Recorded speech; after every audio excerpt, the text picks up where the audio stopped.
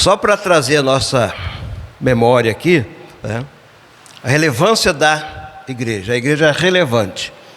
Aí nós usamos a igreja de Éfeso, a qual Paulo direciona aos presbíteros daquela igreja, como deveria cuidar, né, com o exemplo, ali com estima, com ensino e com espreita, com todo cuidado, aquele rebanho a qual o Senhor comprou com o seu próprio sangue. A igreja é relevante por causa do seu fundador. Nós observamos ontem à noite, né? O Senhor fundou a sua igreja, e por ele ser o fundador da igreja, é ele que nos direciona, é ele que dá o seu ensinamento, a sua doutrina. Ele estabelece isso para a igreja. Também o Senhor estabelece conduta para a igreja. A igreja tem que andar conforme o evangelho que prega. Lembra-se que a igreja local, ou a igreja visível, o mundo está o quê? Observando a igreja. E agora de manhã nós vamos aqui então, aí falamos também que a igreja, por ser o Senhor fundador, estabelece disciplina, não é? E agora de manhã nós vamos ver, a igreja é relevante por causa da sua mensagem. O versículo 19: e eu te darei as chaves do reino dos céus, e tudo o que ligares na terra será ligado nos céus, e tudo o que desligares na terra será desligado nos céus. Nós sabemos que cada passagem bíblica nós temos várias interpretações do texto. Então, quando eu tenho convicção em relação ao que eu entendo do texto, então eu prego. Às vezes, quando eu tenho tempo, eu explico outras posições, né? Mas a ideia que nós temos aqui nesse versículo é o Senhor falando a respeito de estabelecer a sua igreja. E quando chega no versículo, eu te darei a chave do reino dos céus. Não foi dado a chave do quê? Da igreja. Foi dada a chave do reino do céu. Qual é o meio de entrar no reino dos céus? Através da mensagem que a igreja o quê? Prega, ensina. É interessante observar que Pedro, ele foi o que pregou no dia do quê? Qual a mensagem fantástica de Pedro, que a Bíblia registra?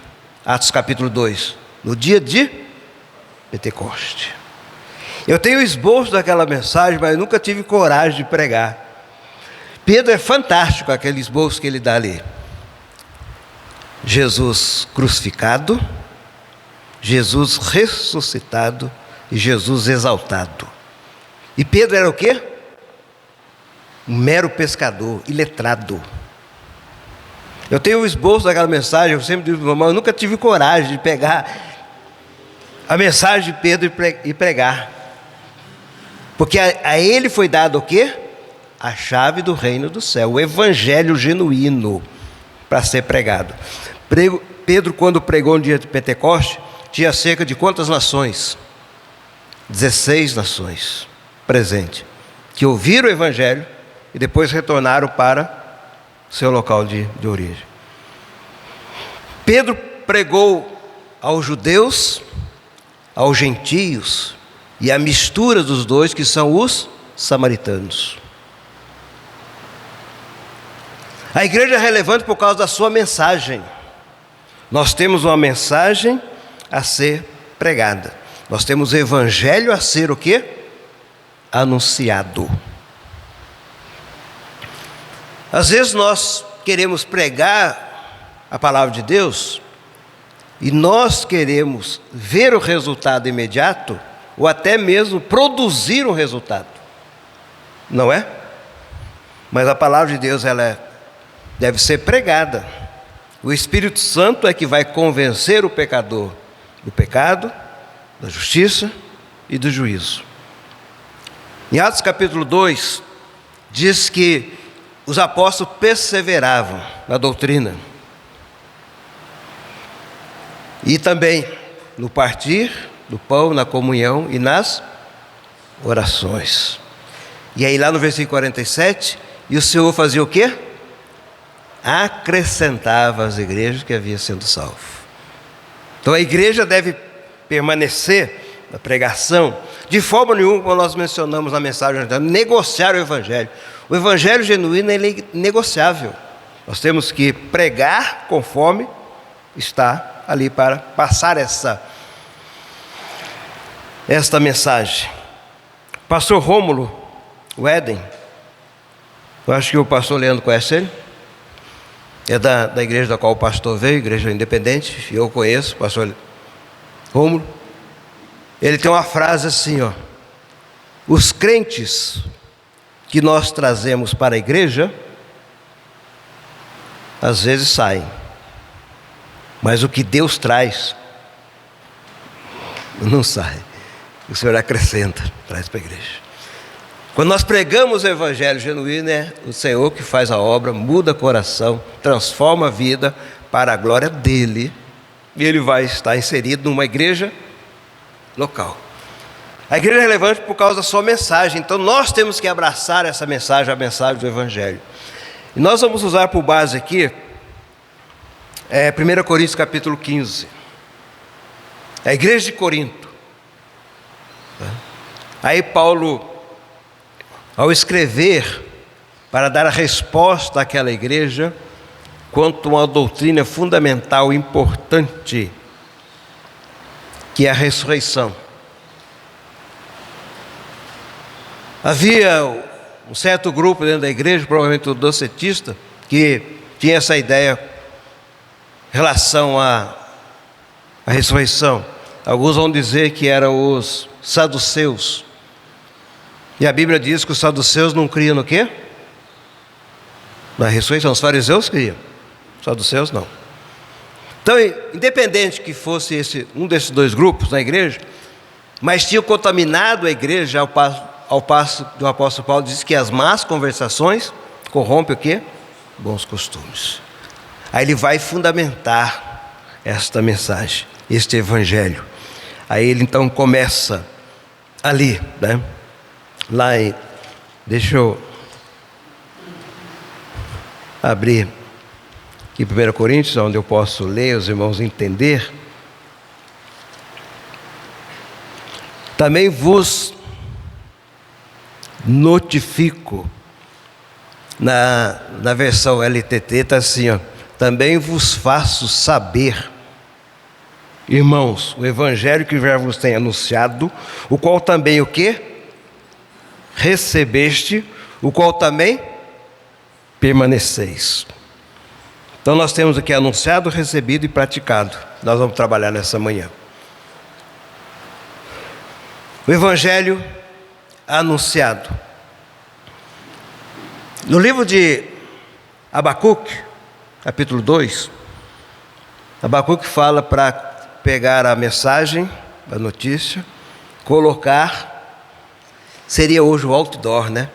Aí diz para que quem passa correndo possa ler. No hebraico está assim: para quem possa ver de longe, pronunciar em alta voz. Quantos conseguem dirigir e ler as placas do outdoor ao mesmo tempo?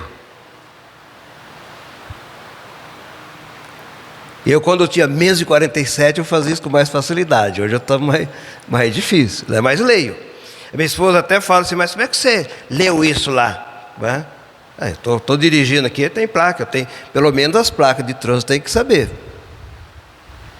Plaquinha escrito assim: mata burro, o camarada tem que parar, né? Tem que parar ali, né? Não, né?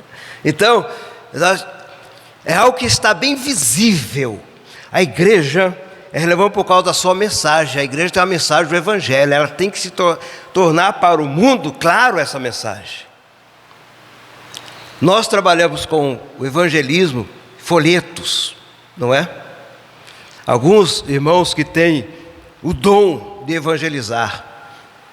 Eu sou como Timóteo, porque eu creio que Timóteo não tinha o dom de evangelista. Por isso que Paulo diz a ele o quê? Cumpre, faça a obra de um evangelista. Tem irmão na igreja que evangeliza bem melhor do que eu. Mas é o meio do que? Se tornar anunciado o evangelho. Quando nós assumimos o púlpito, nós pregamos o evangelho. Ou até de uma forma direta ou indireta. Quando nós explanamos a palavra de Deus. Então a mensagem tem que ser o quê? Clara, entendível, quem passa. Uma vez eu estava lá em Pindamonhangaba, alguém falou, mas isso é uma cidadezinha difícil para lembrar o nome. Não, mas se você não lembrar Pindamonhangaba, uma bem próxima lá, o Reinaldo já, acho que não foi lá não, né? Guaratinguetá. Aí se eu falar Pindamonhangaba, agora, daí tem outra, mais fácil, em Caraguatatuba, não é? Ou Itaquaquecetuba, aí tudo vai conflitando mais, né? Então quando eu estava lá em Pindamonhangaba, aí vai lá, todo mundo fala Pinda, né? Já resolve Pinda. Estava na cidade, geralmente eu levanto de manhã, tomo café e vou para o escritório. Eu gosto de estudar de manhã. De manhã a mente da gente está mais, né, ali receptiva às coisas que nós estudamos. À tarde, quando preciso, eu estudo, mas prefiro fazer de manhã. Então sempre à tarde eu faço as minhas atividades, sair no supermercado, até eu sair na cidade, pegando o carro, dirigindo. Aí passei assim, tem uma mercearia que vende queijo, inclusive queijo da Canastro, irmão. Lá vende esse queijo, lá na Serra da Canastro, queijimbão, né? Hoje eu comi um lá de Patos de Minas, bom, faz lembrar o da Serra da Canastro, tão gostoso. Mas, aí eu estava passando, sempre eu passo lá para ver se tem promoção, porque eu só gosto de comprar coisa barata, promoção, né? Eu estava passando a ver se tinha promoção de queijo, eu estou olhando assim, como diz minha sogra, com canto do zóio, né? O canto do olho aqui. Então eu estava aqui, aí eu olhei lá assim, ó, promoção de nhoque. E eu gosto de nhoque, bom demais, né? Aí eu olhei lá, promoção de nhoque. Daí eu dei a volta no quarteirão. Quando dei a volta no quarteirão, passei em frente de uma loja de roupa. Aí eu estou aqui com o quê? Aí eu olhei assim, o canto do olho, estava assim, ó, queima de nhoque. Aí eu falei, queima de nhoque? Mas eu nem comprei ainda, o nhoque já está queimando. Era queima de estoque.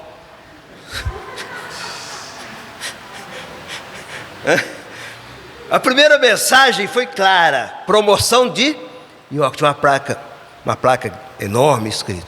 A segunda placa, uma plaquinha pequenininha. E eu pensei que o nhoque já estava queimando, mas era queima de estoque. Às vezes nós fazemos isso com a mensagem, as pessoas não... ouve a mensagem clara, depois logo em seguida ela fica meio embaraçada. Então a igreja é levando por causa da sua mensagem, ela tem que ser clara. Quando faz-se uso do púlpito para proclamar a palavra de Deus, quando se faz pessoalmente o evangelismo, quando se entrega um folheto. Estava conversando com o pastor Leandro, falando a respeito de alguns folhetos, tem alguns folhetos que é meio complicado, né? Ele não traz um esclarecimento, às vezes o título não chama atenção. Nós temos 3, nós temos da editora, da Eileen e do grupo lá independente. Então, alguns folhetos eu faço questão de escolher folheto, como o pastor também tem o mesmo princípio, de que tenha uma mensagem clara a respeito do que está passando. Eu fiz um folheto, mas até agora eu não encontrei alguém para imprimir. Mas o folheto eu fiz quando eu morava aqui em Uberaba, onde fui pastor aqui em Uberaba. O título do folheto é assim, ó: você deve crer em quem já morreu. Os irmãos sabem por que eu fiz esse título aqui? Qual que é isso aí? Qual que tem a ver?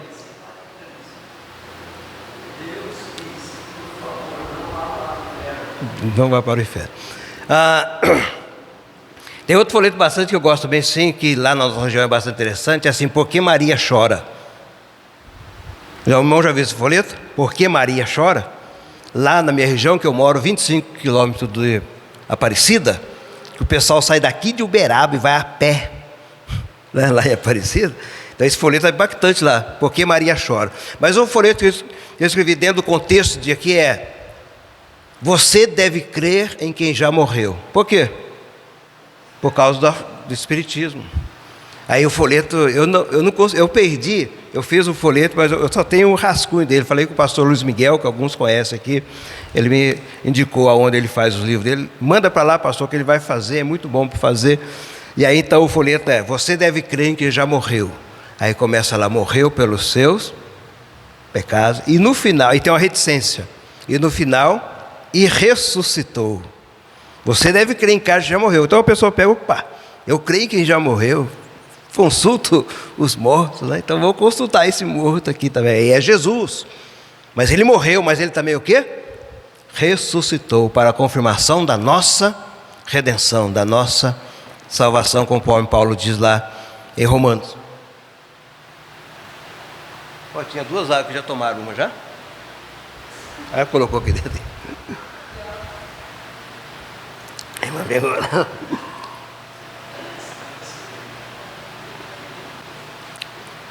O evangelho anunciado. Aí, então o que é que Paulo faz? O evangelho, o qual vos... na LTT está assim, ó: também vos faço saber, ó amados, o evangelho, o qual vos preguei as boas novas. O evangelho anunciado. Nessa versão aqui, é o evangelho que vos tenho anunciado. A igreja é relevante por causa da sua mensagem. Nós temos a mensagem. O hino 188, a igreja conhece? A nova do evangelho já se fez ouvir aqui. Uma vez eu fui numa igreja e cantou esse hino. Na hora da pregação, nada de evangelho, nada de Bíblia. Mas não era uma igreja do nosso movimento, não. Mas tem também algumas nossas igrejas que já estão arredando para outro caminho, pregando filosofia. Eu, o pastor recém-formado em filosofia, chegou lá e pregou só filosofia numa conferência nossa. Hein? Evangelho anunciado. Qual que é o evangelho aqui? Paulo diz que é o quê? A morte, sepultamento e a ressurreição. Cristo morreu pelos nossos pecados, conforme o quê? Segundo as Escrituras. Foi sepultado. Lembra-se que não está aqui conforme as Escrituras, porque o sepultamento varia de cultura, não é?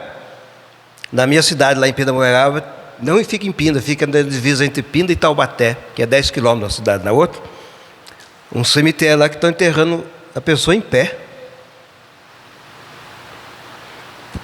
Aí terra em pé. Sabe para quê? Para economizar espaço. Aqui em Uberaba tem ou não? Cemitério que enterra em pé, lá está em pé.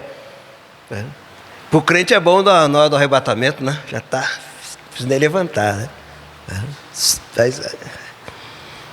Os que morreram em Cristo, os salvos. Mas porque cada cultura é diferente. Na cultura a qual o Senhor havia falecido, era uma cultura que colocava onde? Pedras, não é? Abria-se a pedra, colocava a pedra. E ele foi sepultado. Assim como Jonas esteve o quê? 3 dias, 3 noites, no ventre do grande peixe. Assim importa. Importar ali é a necessidade, é necessário que o Filho do Homem também fique 3 noites e 3 dias sepultado. Ficou. Mas aí o apóstolo Paulo diz o quê? E ressuscitou. Venceu a morte. Não é? Foi trazido dos mortos. E a primícia dos que dormem. Por que Jesus é a primícia? Teve ressurreição antes de Jesus ser ressurreto? Teve. No Antigo Testamento teve. Não teve? Quando Jesus morreu, a Bíblia registra o quê? Que alguns mortos foram o quê? Ressurretos. Mas todos aqueles que foram ressurretos antes de Cristo, Lázaro foi. O próprio Senhor havia ressuscitado. Mas por que Jesus é a primícia dos que dormem? É o primeiro. Porque todos aqueles que foram ressurretos voltaram o quê? A morrer novamente. Mas Jesus, ele morreu uma só vez. E o livro do Apocalipse diz: eis que fui morto, mas o quê? Vivo pelos séculos do século. Então esse evangelho anunciado é esse evangelho que tem o conteúdo da morte do Senhor, de que ele esteve no sepulcro, mas que o sepulcro agora está o quê? Vazio, porque ele ressuscitou. Então, para nós, os salvos, muitas vezes a gente fala assim: mas eu fico ouvindo o evangelho. Eu esqueci o nome do escritor e diz assim, que nós, os crentes, quando nós ouvimos o evangelho, nós damos valor maior para a nossa salvação. Porque foi por causa da morte, ressurreição de Cristo, que nós somos o quê? Salvos. Às vezes nós pregamos e devemos pregar o evangelho para o incrédulo. Muitas vezes nós temos que ouvir o evangelho. Esse evangelho que deve ser anunciado. E o apóstolo Paulo diz aqui, deixa eu correr aqui, o qual tende recebido, o qual também recebeste, o evangelho recebido. Quando nós pregamos o evangelho, a pessoa tem resposta quanto esse evangelho é pregado. Diz que certa vez, Charles Haddon Spurgeon, alguém já viu de Charles Spurgeon, mais conhecido como Spurgeon, ele pregou, ele é considerado o príncipe dos pregadores. Pregou na sua igreja, fez o apelo, e na hora da oração ele orou dizendo: Senhor, agradeço pelas pessoas que ouviram o evangelho nessa noite e pelas decisões que foram tomadas nessa noite. Só que naquela noite não teve decisão, ninguém levantou a mão, foi à frente. Os diáconos resolveram falar com o Spurgeon. Chamaram o Spurgeon lá no escritório e falaram: pastor, o senhor falou que dessa noite orou agradecendo pelas decisões? Falou: tinha muito incrédulo hoje na igreja aqui, eles tomaram a decisão. Que decisão, Spurgeon? Eles decidiram o quê? Permanecer no pecado. Foram decisões que eles tomaram. Porque o evangelho deve ser o quê? Recebido. Nós ouvimos o evangelho, nós recebemos o evangelho. Quando eu tinha entre 13 e 14 anos, eu fui trabalhar na feira livre. Trabalhar só no dia de sábado na feira. E quando eu comecei a trabalhar, aí eu não nasci num lar cristão, mas meu pai sempre foi rigoroso, mas com aqueles contatos que a gente tem, logo já começa a fumar, a beber, a droga. Então com 14 anos já estava no mundo das drogas. E quando tinha quase completando 18 anos, eu trabalhava, antigamente chamava Contínuo, trabalhava na Mafesa, que é uma empresa fabricava rodas de trem. Eu trabalhava lá como Contínuo. Hoje tem um nomezinho bonito, Office Boy, não é? Era Contínuo, então eu andava a fábrica toda, por isso que deve ser Contínuo. Trabalhava nessa firma, e tinha um rapaz lá dessa firma, Eduardo, é da primeira igreja batista regular de Caçapava, na minha cidade, onde eu nasci, sempre pregando o evangelho para mim. E eu queria sair dele. Mas quando eu ia para casa, depois da sexta-feira, para mim o final de semana começava na sexta, aí quando eu voltava para casa, tinha um rapaz chamado Carlinhos, da Igreja Assembleia de Deus. Eu voltava para casa cedo, minha mãe falava assim: você vai sair, mas você volta cedo. Chegava 5 horas da manhã, 6 horas, eu entendia chegar cedo lá em casa, eu ia chegar cedo, né? Eu ia chegar da meia-noite, minha mãe falava: chega cedo, eu chegava 5 horas da manhã, 6 horas. Então naquela vida de beber e de drogas, eu fui evangelizado por esse rapaz. E meu pai, o versículo do meu pai era só essa: toda a carne é como a erva e toda a sua glória é como a flor das seca a erva, cai a sua flor. Esse versículo meu pai sempre falava, né? Mas meu pai não era evangélico, não era salvo.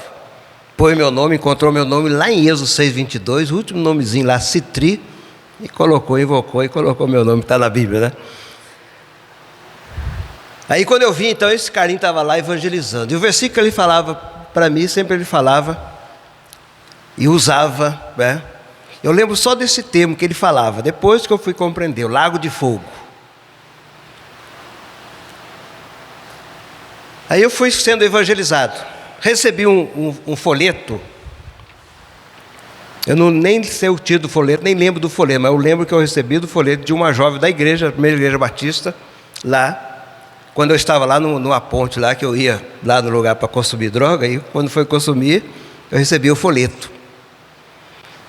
E aí esse doado falava que era da igreja. E eu fui para a igreja. Chegou de manhã, o pastor que fundou a igreja, o pastor Guilherme Griffith, estava fazendo conferência. Ele pregou sábado à noite eu fui. E eu não entendi nada da mensagem. Nada da mensagem. Nada. Dizia que a igreja estava lotada. Domingo de manhã eu fui para a escola dominical. Porque no sábado anterior, eu estava no clube. E o clube tem o chão espelhado. Não sei se ainda tem hoje. O chão espelhado é aquelas luzes, né?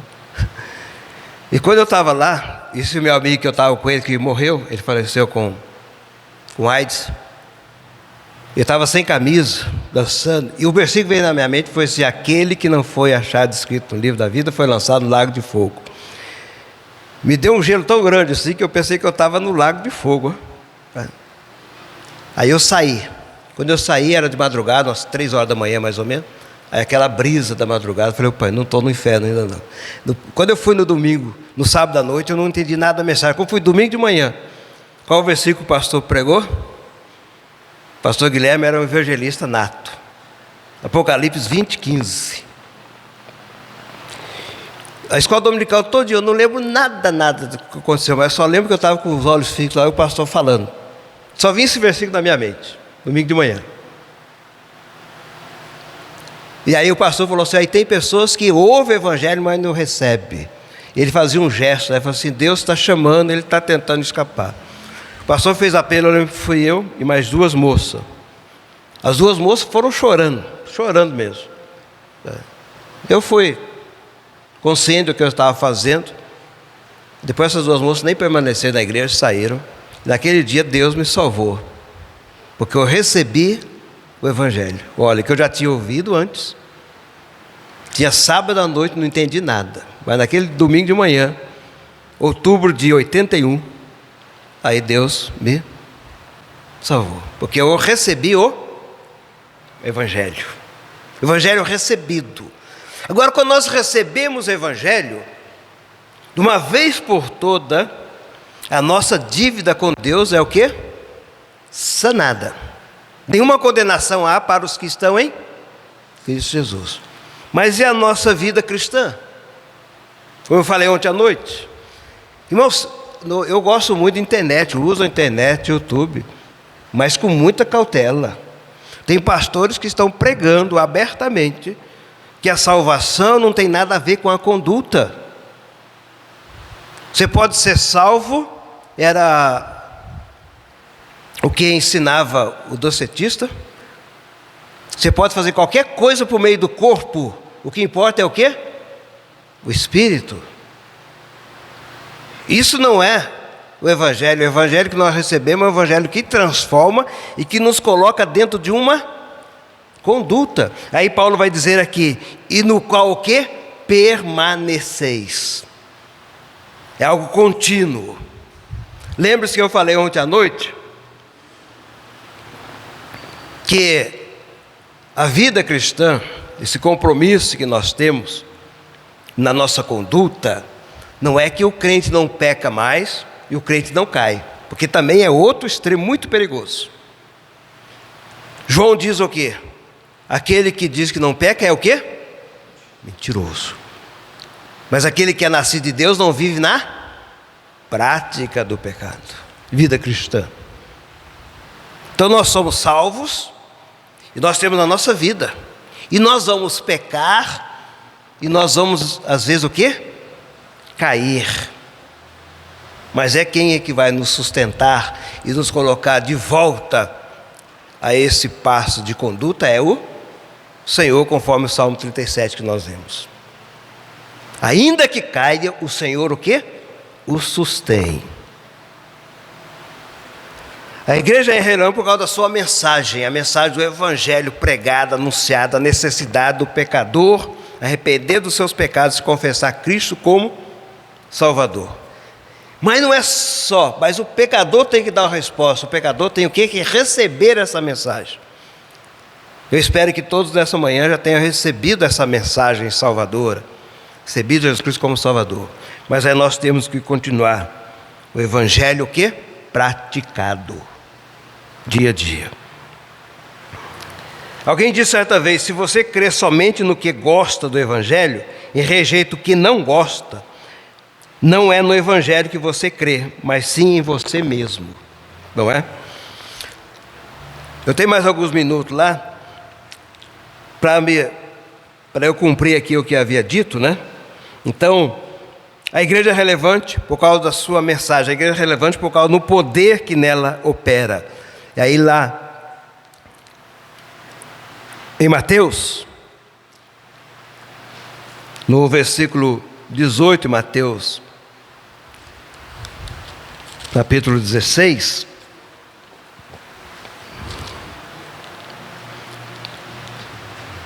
e as portas do inferno não prevalecerão contra ela.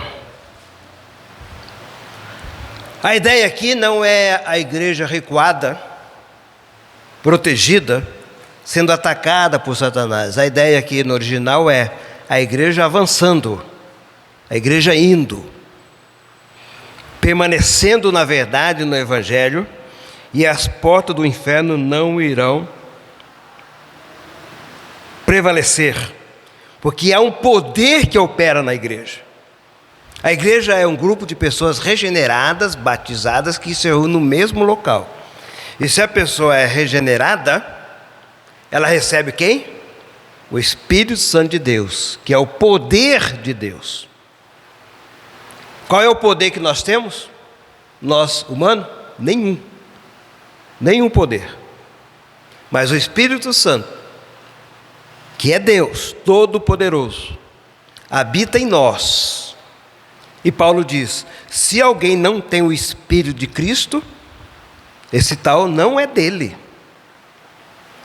João, escrevendo a sua carta, diz: maior o que está em nós do que está no mundo.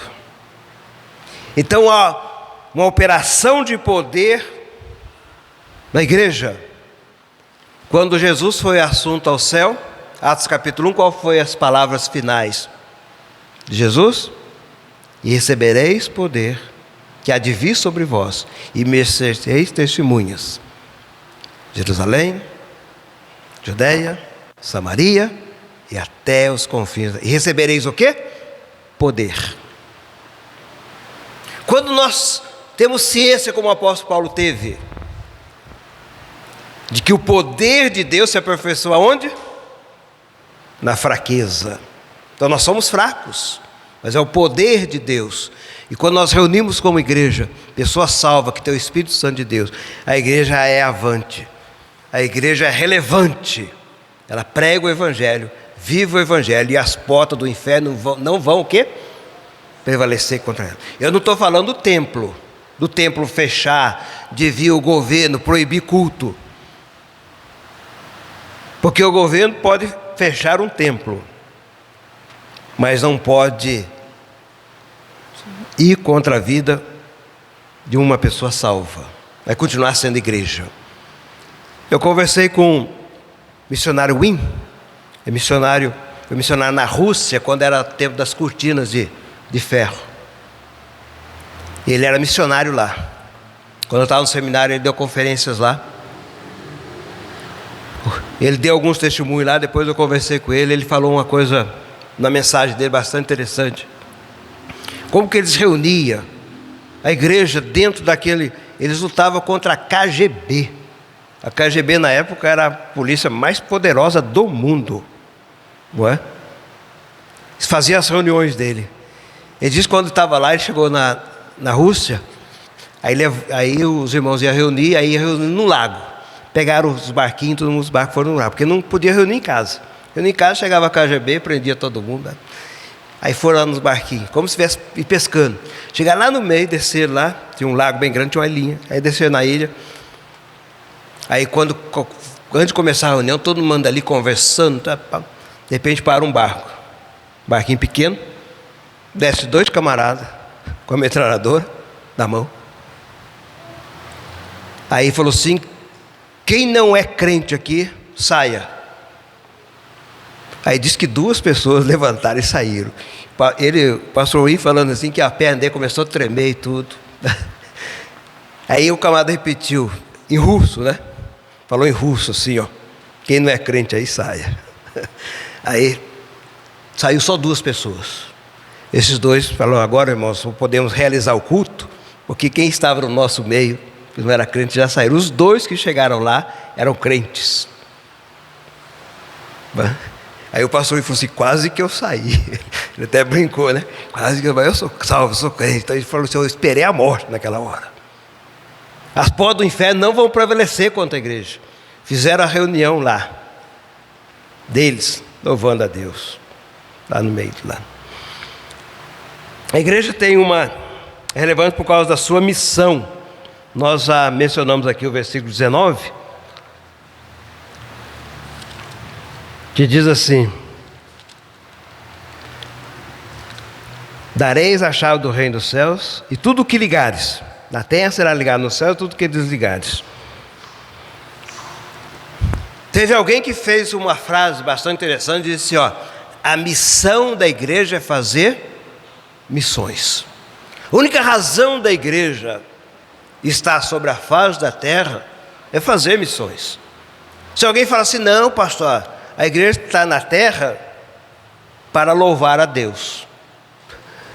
Irmãos, não há um louvor mais perfeito do que no céu. Se fosse para louvar a Deus, eu já tinha levado a igreja, que o louvor lá será perfeito, sem pecado. Não, pastor, a igreja está na terra para ter comunhão. Comunhão, ó. Comunhão, tanto a comunhão tem comida, né? Não. Qual será a maior comunhão?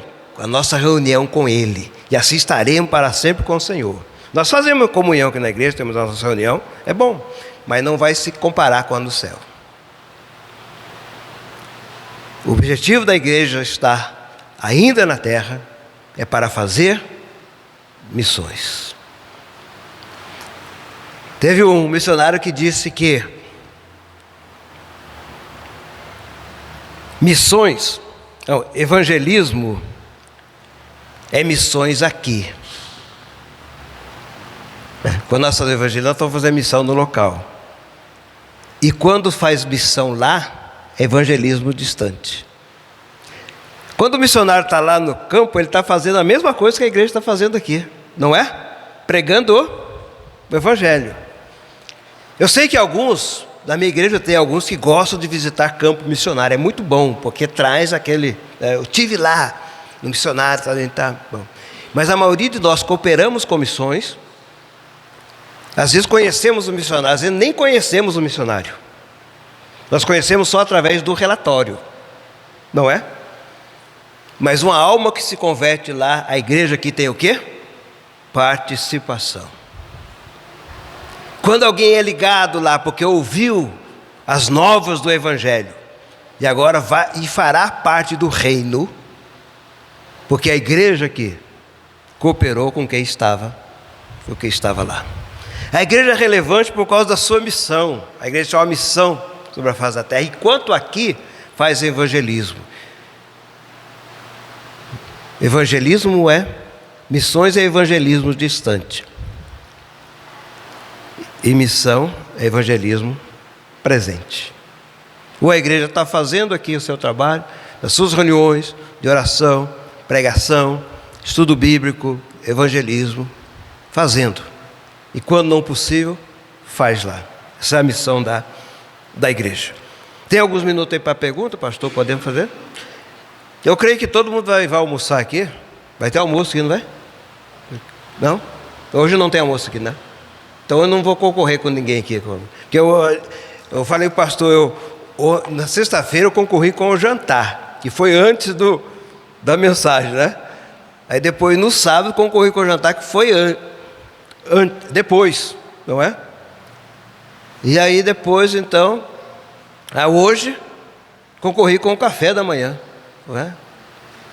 Mas pelo menos eu tive o tempo. Então, se o irmão quiser, posso fazer, alguém quer alguma pergunta, alguma colocação para fazer, lembrando da mensagem, se lembrar, né?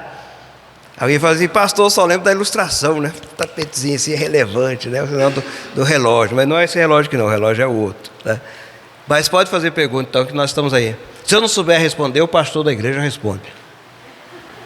Vou colocar aí na fria.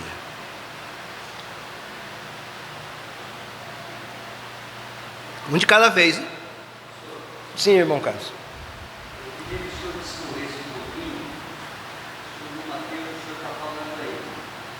Eu te darei a chave do céu, o reino do céu. O que ligares na terra será ligado nos céus. O que desligares na terra também será desligado nos céus. Essa frase aqui, infelizmente, eu ouvi. Os piores termos em mim. Foi o dia da minha separação. A esposa disse que fala esposa, porque enquanto eu estiver vivo, porque ela estiver viva, ela ainda é minha esposa. Eu falo sempre assim, não é minha esposa, pai, já passou. Aí ela falou que usou esse versículo. Ela só falou a segunda parte. Desligado. Está desligado do céu, estamos separados.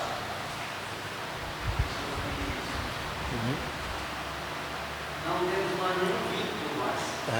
Então, dentro do contexto, o versículo não quer dizer nada a respeito disso, de separação, né? Mas eu creio aqui, conforme a interpretação de alguns, e a minha convicção também, que o Senhor está falando a respeito da mensagem a ser pregada. Quando a mensagem é recebida, a pessoa está ligada ao reino dos céus. Quando a mensagem é rejeitada, está desligado do céu. Então, Martin Lloyd Jones, se não me falha a memória, ele tem uma explanação bastante interessante sobre esse texto aqui, né? E na vida de Pedro, lembra-se que Jesus diz, lá em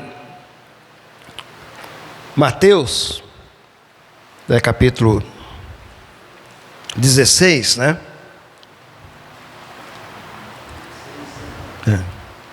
Ele diz assim, a LTT diz assim, ó, eu te digo, tu és uma pedra pequena, e sobre essa rocha eu estarei edificando a minha assembleia, que é a eclésia. Então está no original assim. E os portões do inferno não prevalecerão.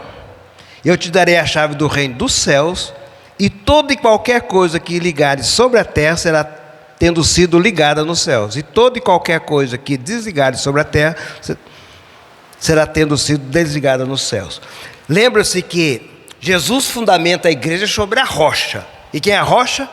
É Ele próprio.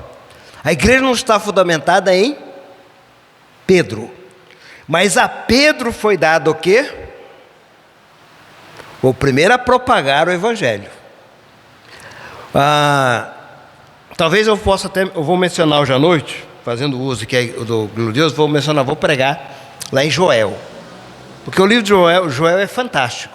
Porque Joel profetiza sobre a igreja. Nós não temos a palavra igreja no Antigo Testamento, mas Joel fala sobre a igreja. Fala sobre o arrebatamento, fala sobre a tribulação e fala sobre a gloriosa volta do Senhor e o estar para sempre com Ele, lá. Quando Pedro faz a sua mensagem, ele usa quem? Profeta Joel. Não na sua totalidade do texto lá de Joel capítulo 2, mas faz uso de parte o que estava acontecendo. Porque isso que profetizou Joel, que nos últimos dias, aí começa a plantação da igreja. E Pedro prega no dia de Pentecoste, a mensagem que eu mencionei para os irmãos. Cristo crucificado, Cristo ressuscitado e Cristo exaltado. E aí então, essa pregação resultou em conversões. Aí o que ouviram, eles foram ligados com o quê? Com o reino. O reino. Como eu mencionei até de uma forma brincando, eu tenho uma certa liberdade, né, com o Diego. Diego, pastor, né? Ele é diferente que eu, mas eu conheço ele há algum tempo, né? Então aí a posição diferente da minha, até eu brinquei a respeito da tribulação, né? Que ele falou que foi lá e comeu a pimenta, passou pela tribulação, foi ele que falou isso. Depois eu mencionei, mas não mencionei o nome dele, porque tinha pessoas aqui, ele também, mas agora os irmãos em off aqui nós podemos dizer. Mas quando nós vemos que Pedro pregou o Evangelho, Pedro estava cumprindo o que o Senhor havia dito. O que ele diz? Arrependei-vos e convertei-vos, porque é chegado o quê? O reino dos céus. E como as pessoas poderiam adentrar esse reino? Através da mensagem. E Pedro pregou. E o Senhor diz aí: e te darei a chave do reino. Para mim, a convicção, a chave do reino é a pregação do Evangelho. É o que liga a pessoa no céu. A rejeição do Evangelho, o que faz? Desliga. Então agora, da forma que foi usado, foi fora do contexto, né? Então tudo que será desligado aqui não tem nada a ver, né? Me faz lembrar, o irmão contou aí de alguém que disse que a esposa havia morrido, aí ficou um tempo, aí ele morreu. Quando ele chegou no céu, a esposa veio alegre, ele falou: peraí, até que a morte separe. Já estamos separados aqui, não vem com esse negócio de, né, vir aqui não, já separou. Então às vezes eu uso algumas coisas fora do contexto, né, e até tem um de anedota aí, mas o versículo se refere a isto, na minha convicção, né, que eu tenho, que o Evangelho é a chave do reino, que liga quando ele é aceito, recebido, e desliga quando ele é rejeitado. Não sei se alguém tem outra posição. Parece que nesse texto, que eu acho que há 15 interpretações diferentes, né? Mais ou menos, né? Tem alguns que é 40, né? Aí cada um interpreta. Então a minha posição é essa. Alguma pergunta?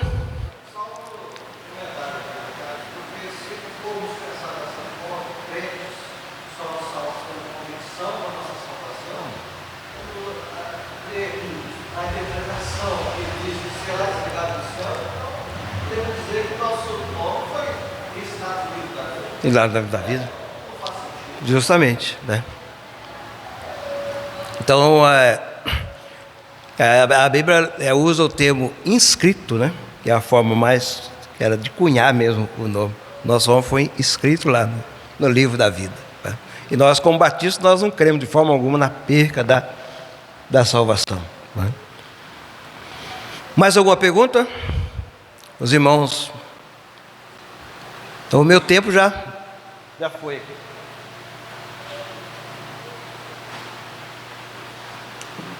A igreja é relevante por causa do seu fundador.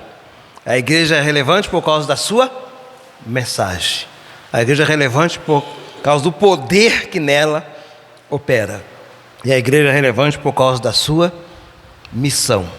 E hoje à noite, se Deus nos permitir, a igreja é relevante por causa do seu futuro glorioso. A igreja tem um futuro glorioso.